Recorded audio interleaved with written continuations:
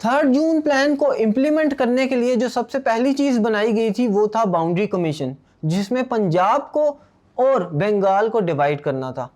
चूँकि ये सूबे बहुत बड़े थे और उसमें मुस्लिम और हिंदुओं की मेजॉरिटी पॉपुलेशन थी, लिहाजा इसकी बाउंड्री कमीशन बनाना और इसको डिवाइड करना बहुत ज़रूरी था। उसके लिए माउंटबेटन साहब ने सर सिरिल रैडक्लिफ को इंचार्ज दिया कि वो बाउंड्री कमीशन का हिस्सा बने। साथ ही साथ उनको असिस्ट करने के लिए 2 मुस्लिम जस्टिस जो हैं वो दिए और साथ ही 2 हिंदू जस्टिस भी दिए। For the demarcation of the boundaries of Punjab and Bengal, 2 boundary commissions were consulted under the joint chairmanship of sir Cyril Radcliffe.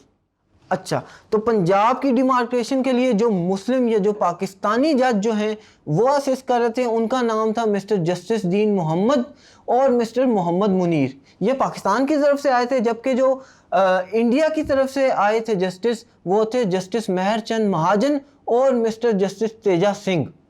ये लोग इंडिया की तरफ से रिप्रेजेंट कर रहे थे और असिस्ट कर रहे थे सर सिरिल रैडक्लिफ को। याद रहे कि ये तमाम जेंटलमैन जो हैं ये हाई कोर्ट के जजेस थे।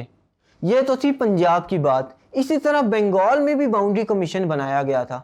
बंगाल में बाउंड्री कमीशन को भी इंचार्ज कर रहे थे रैडक्लिफ साहब, और उसमें भी 2 जजेस मुसलमानों की तरफ से और 2 इंडिया की तरफ से आए थे।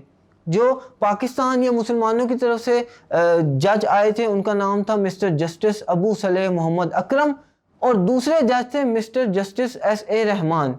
दूसरी तरफ इंडिया की तरफ से जो जज आए थे उनका नाम था मिस्टर जस्टिस C.C. बिस्वास और मिस्टर जस्टिस B.K. मुखर्जी। इन्होंने इंडिया की तरफ से रिप्रेजेंट किया था और असिस्ट किया था जनाब रैडक्लिफ साहब को। लेकिन हुआ यूं कि बाउंड्री कमीशन बनाते वक्त माउंटबेटन ने प्रेशराइज किया रैडक्लिफ साहब को और उन्होंने गलत फैसले लिए। गलत फैसले उन्होंने कैसे लिए? उन्होंने बाउंड्री कमीशन में जो हिंदू की माइनॉरिटी के इलाके थे, बल्कि जो मुस्लिम की मेजॉरिटी के इलाके थे, उनको इंडिया के अंदर डाल दिया। जैसे पंजाब में और बंगाल में अक्सर मुस्लिम अक्सरियत के आबादी के इलाके जो हैं वो इंडिया में चले गए और आज तक इंडिया का हिस्सा ही हैं। और पाकिस्तान को साथ ही साथ उन्होंने सतलज से, रावी से, ब्यास से, इन नहरों से जो है वो डिप्राइव भी किया। इसके हेडवर्क्स भी जो हैं वो इंडिया को दे दिए गए। साथ ही साथ जो इंडिया का फ्रंटियर था उसको कश्मीर तक एक्सटेंड कर दिया गया। इससे हुआ यूं कि इंडिया ने अपने फ़ौजें भेजी कश्मीर में और वहाँ पर वो काबिज हो गए, मुसल्लत हो गए और आज तक वहाँ पर वो कब्ज़ा किए हुए बैठे हैं।